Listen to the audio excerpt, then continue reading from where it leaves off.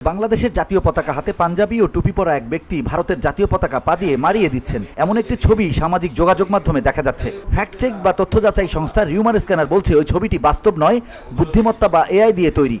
বুধবার এক প্রতিবেদনে এ তথ্য জানায় সংস্থাটি। রিউমার স্ক্যানারে প্রতিবেদনে বলা হয়, রিউমার স্ক্যানার দলের অনুসন্ধানে জানা যায় ভারতের জাতীয় পতাকা পায়ে মারানোর ভাইরাল ছবিটি বাস্তব নয়, বরং এটি এআই প্রযুক্তির সাহায্যে তৈরি করা হয়েছে।